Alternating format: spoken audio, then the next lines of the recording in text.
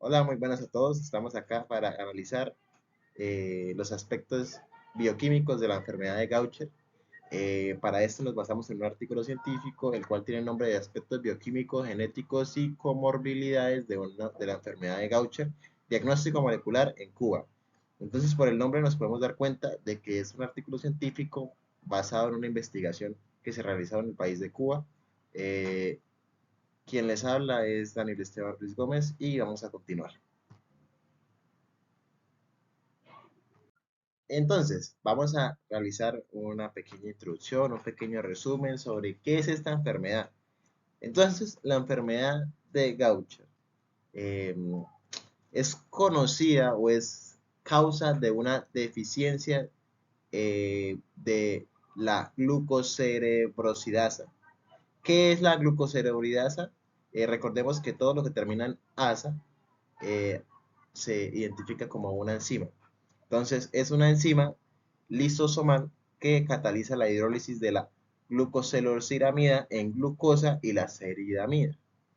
Entonces, son diferentes, se pueden producir de diferente manera y lo que pasa es que se producen por diferentes mutaciones. A lo largo se han conocido cerca de unas 250 mutaciones que pues están en el gen que codifica esta enzima. Entonces, básicamente, ya sabemos que esta enfermedad se produce por la deficiencia de una enzima, la glucocerebrosidasa, y esta enzima es una enzima lisosomal que pues se encarga de la hidrólisis de la glucosilceramida en la glucosa y la ceramida. Entonces, esto básicamente es el resumen. Para entrar ya en materia de este artículo, pues primero que todo debemos entender que esta enfermedad de Gaucher fue propuesta o descubierta en 1882 por Philippe Charles Gaucher, a quien se le atribuyó el nombre de la enfermedad, pues gracias a su investigación y a su descubrimiento. Entonces, él propuso como una tesis de grado en su momento, eh, describió una epidemiología. ¿Qué es esta epidemiología? Lo que entendemos ahora como un linfoma. Un linfoma, pues, eh, era un linfoma presente en una mujer de 32 años de edad, quien presentaba una esplenomegalia. ¿Y qué es esto o por qué se caracteriza? Por células muy grandes. Estas células grandes las conocíamos como macrófagos, y estos macrófagos simplemente eran células muy grandes llenas de lípidos. Bueno, ¿por qué lípidos? Ahí es donde viene la pregunta, y la pregunta que vamos a resolver más adelante. Entonces, pues, décadas después se logró pues identificar qué era lo que tenían almacenados estos macrófagos, qué era esos lípidos que tenían almacenados, que pues ¿por qué? ¿Por qué se almacenaban? ¿Qué era lo que pasaba? Entonces se identificó que los lípidos que estaban almacenados en estas células, en estos macrófagos, eran los glucocerebrócidos, y pues estos o sea, se almacenaban por la deficiencia de la enzima que vimos anteriormente en el resumen.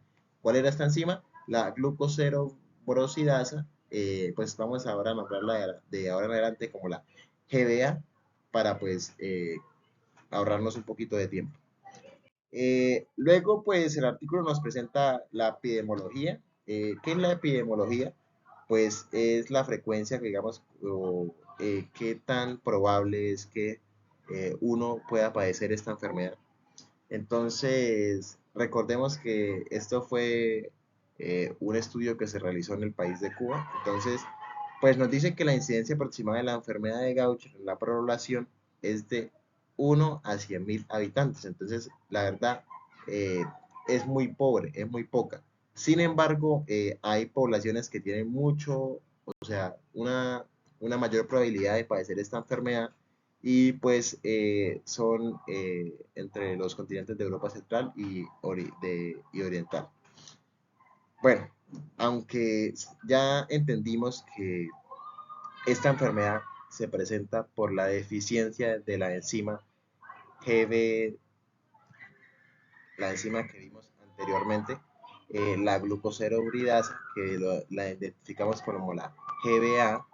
Entonces, existe una variación, existe una variación en cada persona en cuanto a la aparición y la severidad de la enfermedad. Y es que resulta que tenemos tres tipos de enfermedades Gaucher, o es la misma enfermedad, solo que la dividimos en tres tipos porque se presenta con mayor severidad y tal vez sus síntomas son un poco diferentes. Entonces vamos a a analizar cuáles son estos tres tipos de tipos de enfermedad de Gaucher. Bueno, lo que les venía diciendo, respecto a la presentación clínica, pues nos damos cuenta de que pues esta enfermedad nos va a afectar el sistema neurológico y pues según su severidad, es lo que les venía mencionando, se caracteriza en tres tipos. El tipo uno es una forma no neuropática, no es, o sea, es una forma muy crónica o que se está presentando ya en adultos.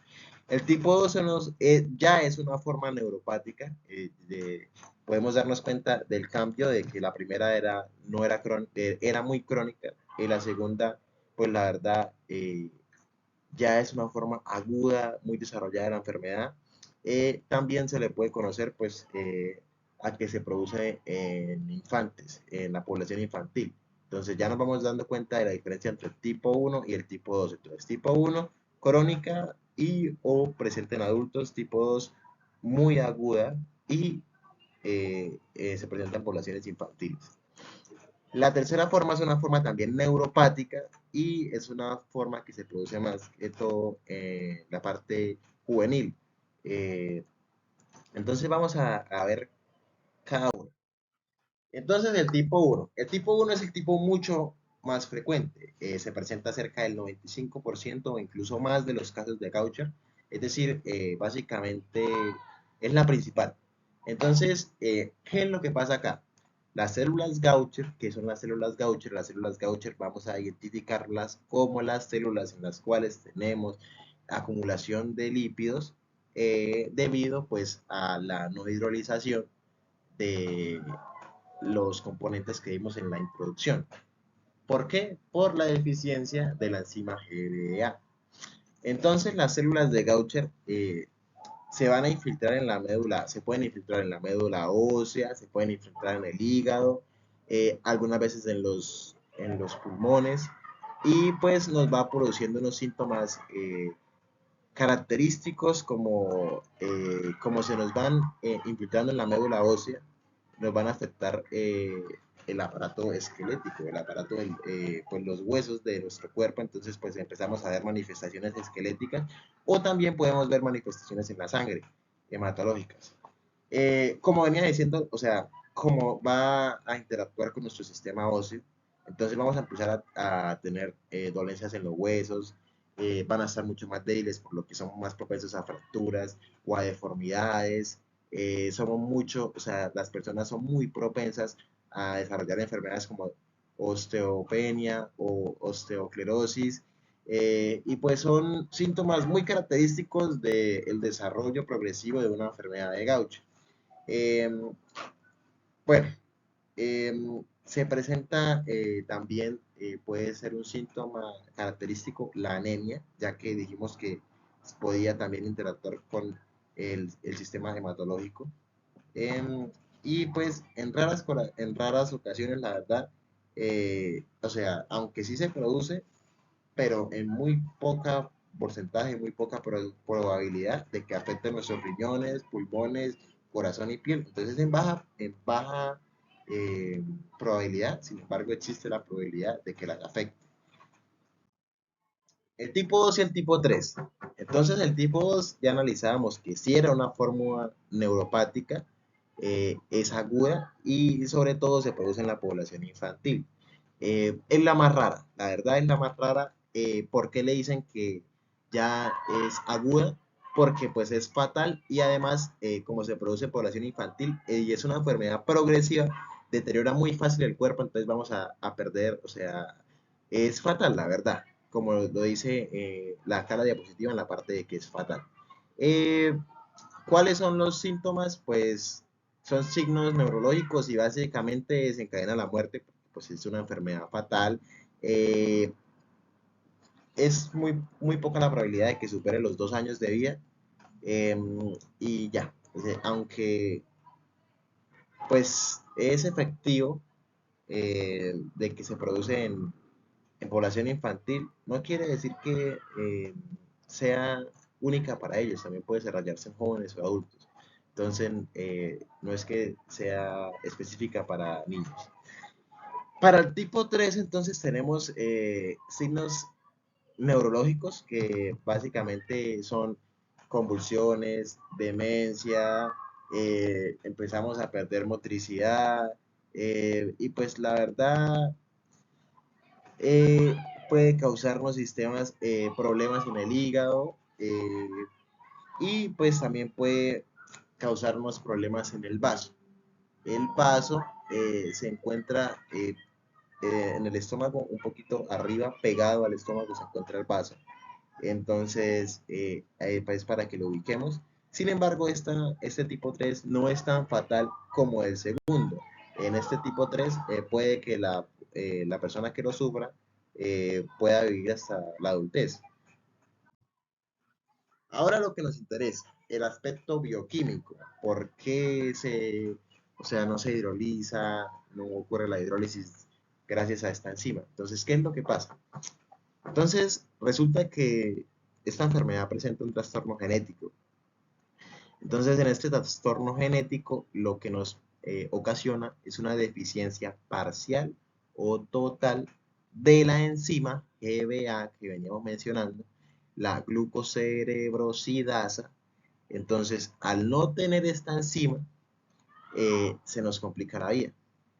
Esta enzima tiene tres dominios estructurales. Entonces, recordemos, eh, en el sitio 3 pues es el que está conectado al sitio 2 por una parte flexible.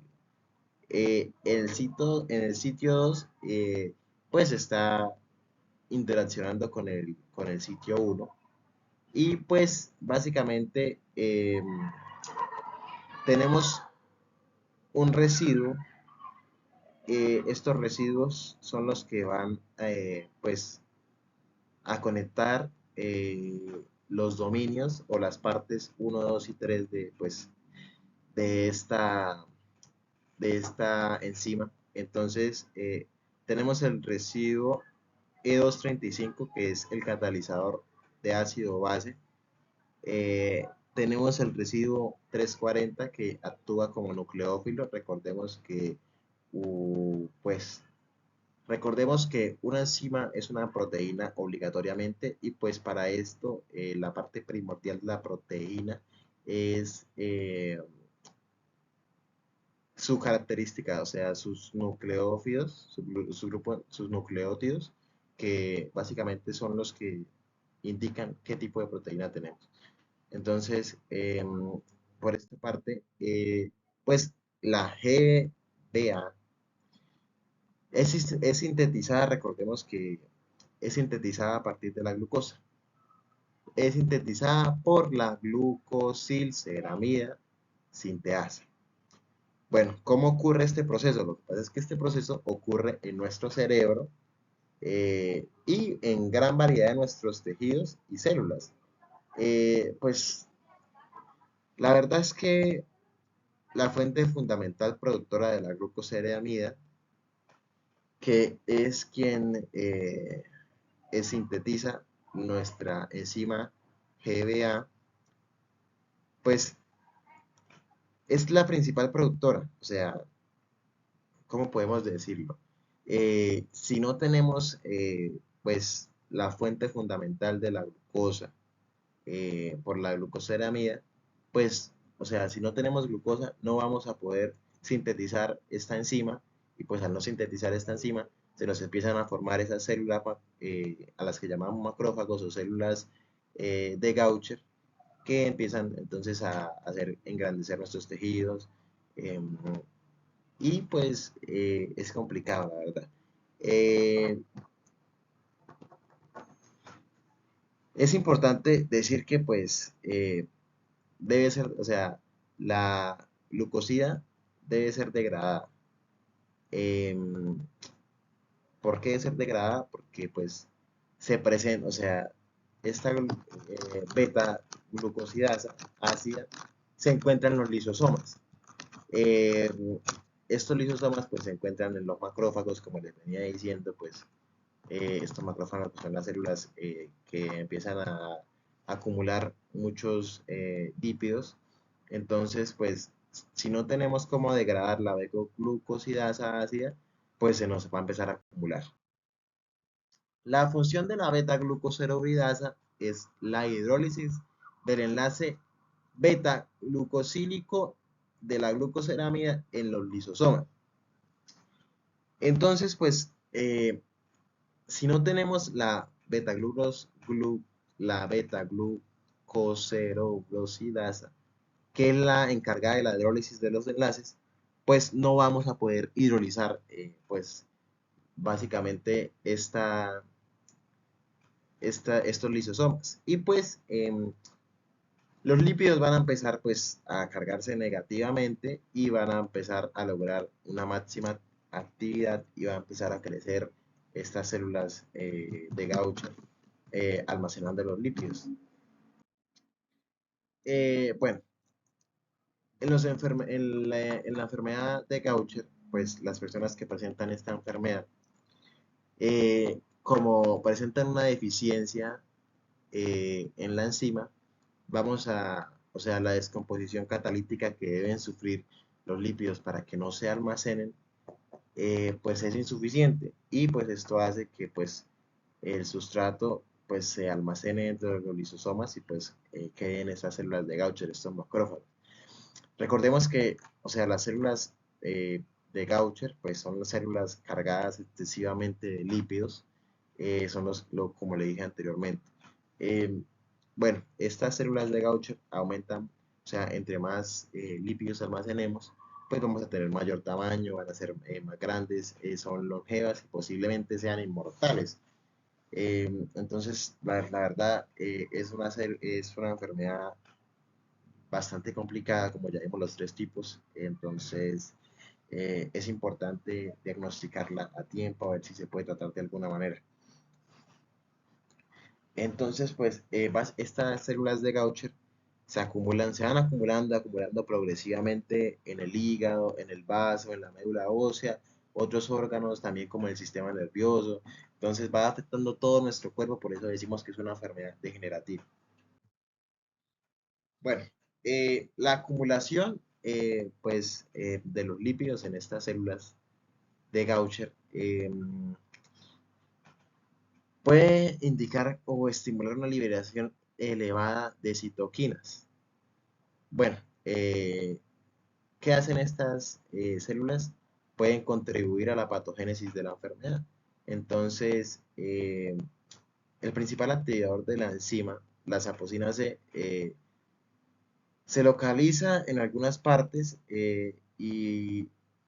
o sea, y en esas partes provoca afectaciones en el gen. Este gen es el que provoca las alteraciones en la actividad de la enzima de la glucocerosidasa y pues va dando crecimiento pues a la enfermedad. Entonces se desarrolló un método para poder pues identificar si se padece la enfermedad o no.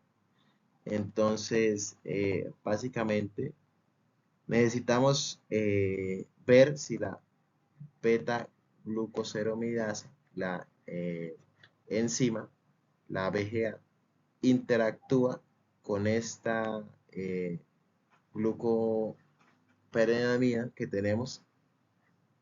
Entonces, si actúa, va a producir una hidrólisis y pues si produce la hidrólisis, quiere decir que pues básicamente si tiene la capacidad de hidrolizar, pues vamos a romper el enlace beta-glucosilo de la glucoceramida y pues eso sería bueno, indicaría que no se presenta la enfermedad.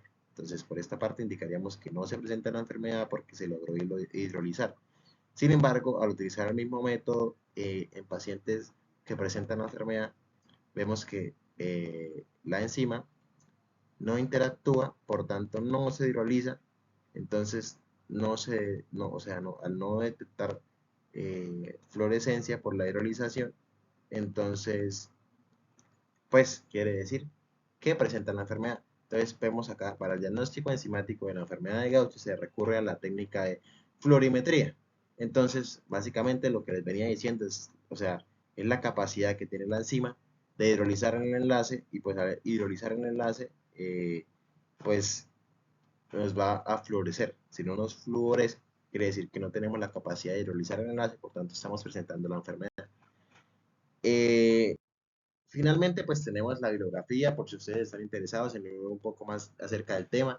El artículo principal, pues, del que nos guiamos fue el aspecto de bioquímicos, genéticos, comorbilidades de la enfermedad de Gaucher, diagnóstico molecular en Cuba, y fue desarrollado por Arlet María Acanda de la Rocha.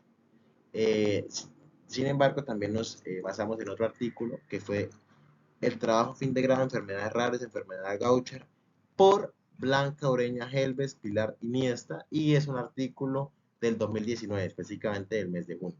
Esto fue todo por hoy. Les agradecemos a todos y pues esperamos vernos en una nueva ocasión.